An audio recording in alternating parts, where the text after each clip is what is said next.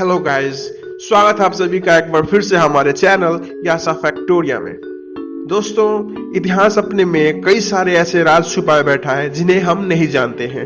हम उन सभी राजों से अनजान रहते हैं और जब ऐसी किसी मिस्ट्री के बारे में हमें पता चलता है जिसे हम अब तक अनजान हैं, तब हमारे होश उड़ जाना बिल्कुल ही जायज है। आज मैं बात करूंगा एक ऐसी ही सत्य घटना के बारे में जो आपको हिलाकर रख देगी। जी हाँ, आज से लगभग 2000 साल पहले जब दुनिया में बड़े बड़े राजा, बड़े बड़े महाराजा अपने सीमाओं के विस्तार के लिए जी जान से लगे हुए थे, आज से लगभग 2000 साल पहले जब बौद्ध धर्म का प्रसार पूरी दुनिया में बड़ी ही तेजी से हो रहा था, इसी दौर से जुड़ी एक सत्य घटना है भारत की एक राजकुमारी का कोरिया जाना और वहां के एक स्थानीय राजा किम सुरो से शादी करके वहां एक नई डायनेस्टी की स्थापना करना।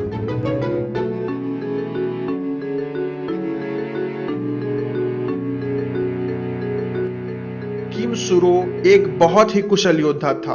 उसे आज भी कोरिया में दी आयरन किंग के नाम से जाना जाता है। वो बचपन से ही हमेशा बुराइयों के खिलाफ आवाज उठाता रहा। उसने कोरिया के 12 छोटे छोटे राज्यों को मिलाकर एक बहुत ही बड़े साम्राज्य की स्थापना की थी। अयोध्या एक ऐसी प्राचीन नगरी है जिसे श्री राम के जन्म स्थान के रूप में जाना जाता है, लेकिन कोरियाई लोगों के लिए ये थोड़ा अलग ही महत्व रखती है। कोरिया के लोगों का मानना है कि इस पुराने और ऐतिहासिक शहर में वो अपने वंशज और अपने पूर्वजों का पता लगा सकते हैं, क्योंकि यही वो शहर है जो उस राजकुमारी से जुड़ा हुआ है। अगर हम पुरानी कहानियों की माने तो राजकुमारी सूर्यरत्ना, जिसे कोरिया में ह्यूवांग ओक के नाम से भी जाना जाता है, लगभग आज से 2000 साल पहले 48 ईस्वी में कोरिया गई और एक ऐसे स्थानीय राजा जो कि बहुत ही वीर था, जिसका नाम किम सुरो था, से शादी करके वहां एक अलग साम्राज्य की स्थापना की। कुछ चीनी ग्रंथों में इस बात का भी दावा किया गया है कि अयोध्या के तत्कालीन राजा ने एक सपना देखा था जिसमें उन्हें अपने 16 वर्षीय बेटी को कोरिया भेजने और वहां के राजा सुरो से शादी करने का आदेश मिला। ये तो रही ग्रंथ और कहानियों की बात, पर अगर हम एक और फैक्ट पर ध्यान दें तो ये वही दौर था जब बौद्ध धर्म एशिया में अपना प्रभाव जमा रहा था। इसी समय काल में सम्राट अशोक ने भी बौद्ध धर्म के प्रसार के लिए अपने बेटे महेंद्र और बेटी संघमित्रा को भी श्रीलंका भेजा था। हो सकता है कि राजकुमारी सूर्यरत्ना भी इसी उद्देश्य से कोरिया गई हो।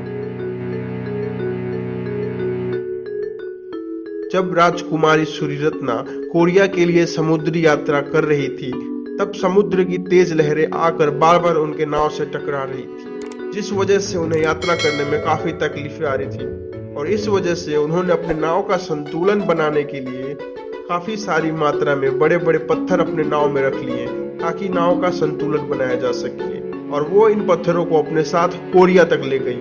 और ऐसा मानना है कि कोरिया के लोगों ने आज भी इन पत्थरों को बहुत ही सुरक्षित तरीके से संभाल कर रखा हुआ है।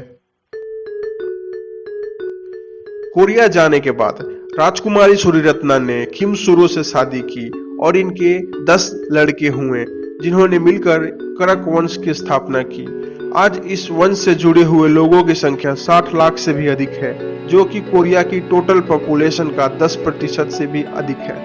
हम ये कह सकते हैं कि कोरिया की 10% जो आबादी है वो इनडायरेक्टली भारत से जुड़ी हुई है।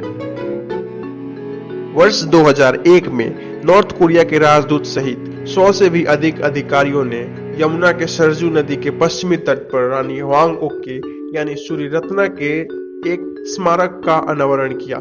फिर 2016 में ही कोरिया की सरकार ने विशेष रूप से उत्तर प्रदेश सरकार को एक पत्र लिखा और उस पत्र में ये बात कही कि इस स्मारक को और भी ज्यादा विकसित करने की कोशिश की जाए।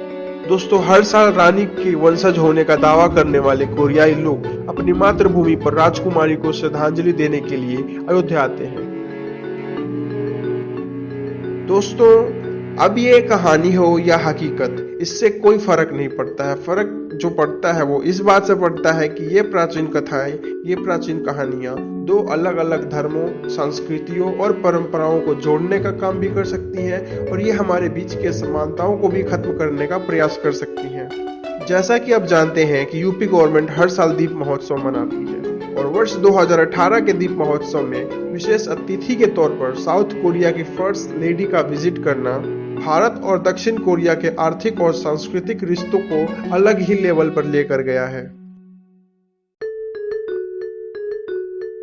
तो दोस्तों, ये कहानी आपको कैसी लगी हमें नीचे कमेंट बॉक्स में जाकर बताना बिल्कुल भी ना भूलें। मैं आशा करता हूं कि आपको ये वीडियो पसंद आया होगा।